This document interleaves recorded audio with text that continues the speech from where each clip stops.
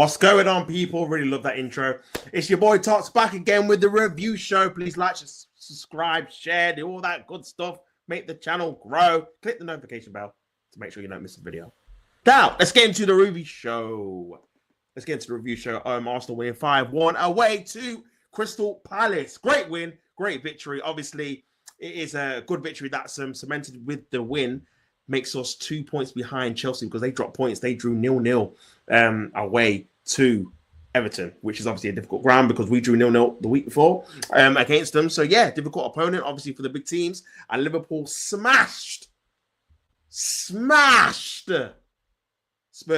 6-3 at their ground. So, yeah, let's get into what Mikel Arteta had to say after the game. Obviously, he would have been happy with the game, apart from one little thing. And that was Bukayo Saka. Now, people are panicking all over social media.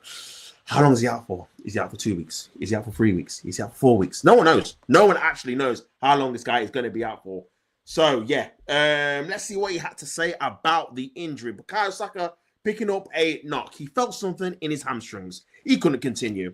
We have to assess it. So, we are really worried about this. Now, normally, Mikel Arteta is very coy on injuries. And he doesn't really say if they're good or bad, but the fact that he's saying it's really bad and they're really worried, that means this is a real bad one, to be honest. It's not one of those ones where he's shrug off or he's been limping, as people always like to say. I think this is a really, really bad one. How bad it could be, the reporter asked. It's very difficult to say now. Obviously, he's just done it. They have to test him inside and out, but very difficult to say on how bad it is, but they are really, really worried.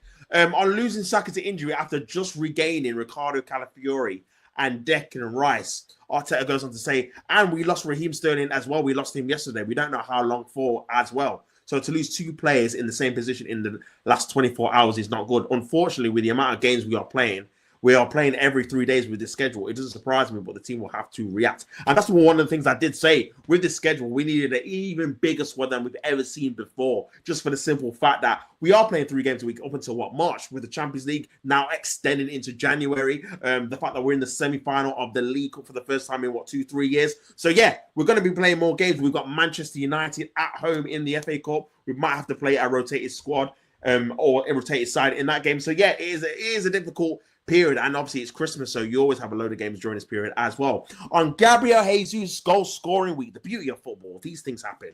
He scored the same amount in 45 appearances in 3 days. He scored 5 goals.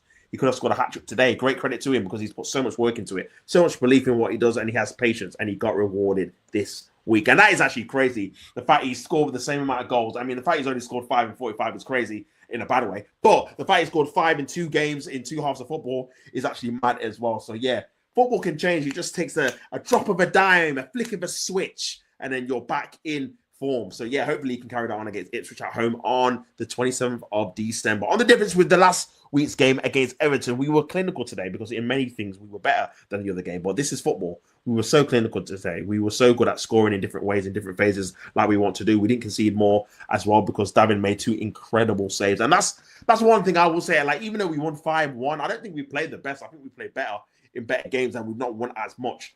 But we were clinical. We got, Jesus himself, Martinelli, Declan Rice when he came on. We took the chances. Any kind of inkling of a chance, we took them, and we did very, very well when it came to obviously putting our chances compared to obviously last week.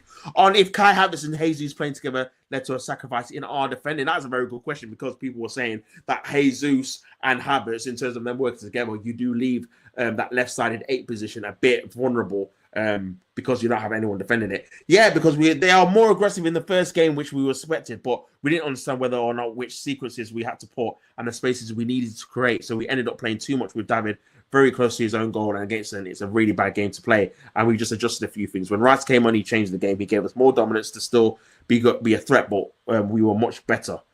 And I agree. Rice came on. He definitely changed the game. He was very, very good when he came on, not just in terms of his goal and assist, but in terms of his running power, the fact he was running around and clamping people down, running into space, driving the ball, getting us up the pitch, covering space, covering ground. He was doing all that good stuff we weren't doing in the first half or before he came on. So, yeah, I was very, very impressed with how Declan Rice performed when he came on, and hopefully he's back to his best because, yeah, this season he's been a bit hit and miss just because of injuries and obviously out of form as well. But yeah, hopefully he is. And if Saka sustained the same injury he did earlier in the season, I'm not sure if it's exactly the same one or the same leg. It's a third minor injury. I don't know how big this one is going to be, but he's already had 2 of them. And apparently it is his same right hamstring that he injured on England duty. He's done it again. So that is not a good news, especially if it is a hamstring injury, because you do not want tendons to have a reoccurring injury, because we've seen it with other players. Once you get that reoccurrence, it is very hard to shift. And if we're happy to concede control as a player to score more goals, I like to be dominant in the right areas.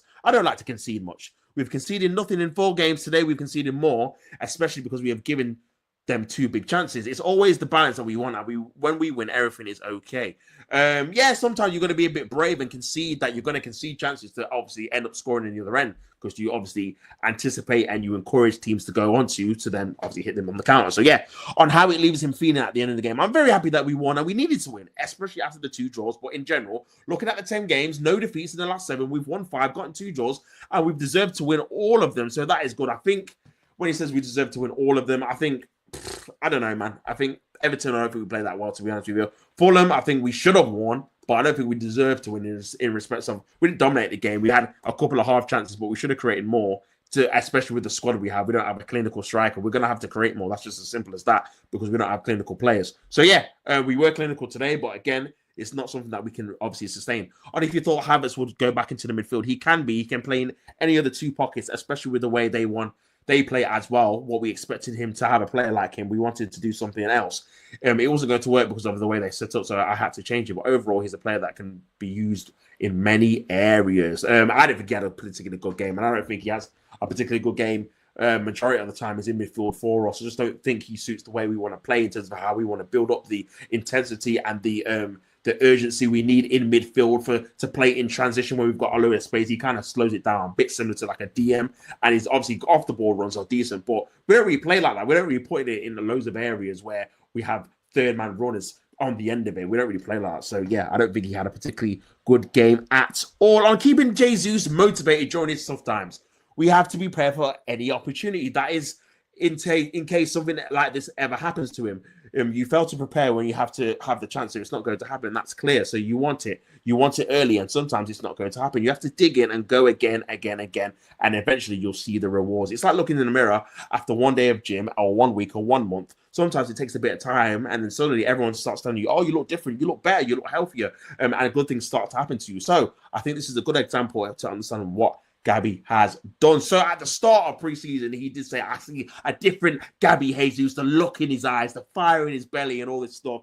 And to me, I didn't really see it. But if this is what he's talking about, and if Gabriel Jesus can carry this form on for as long as possible, then maybe he was right. But we'll have to wait and see. And if this is our best chance to win the league, at the moment, we are not there yet. They have a few games in hand. It's so difficult for any team to win a competition. So anything can happen. We want to put our noses right in there and compete, and we are competing in every single game. So let's see what's happened. We're not even halfway there. So Mikel Arteta is keeping optimistic. He's keeping optimistic. He wants the fans to know, and obviously the players to know, that it's not over yet. And while that's great, I think he knows, and the fans knows, the team has to do their talking on the pitch. There's no need to say that we're in the title race, but then we don't go on to win more games in a row to try and close that gap. So for me, do your talking on the pitch. Make sure we're right in the mix. And then obviously anything can happen, but we have to close that gap. We have to obviously hope that Liverpool drop more points. They haven't this weekend, but they still have more games to come that are difficult. So we'll have to wait and see what happens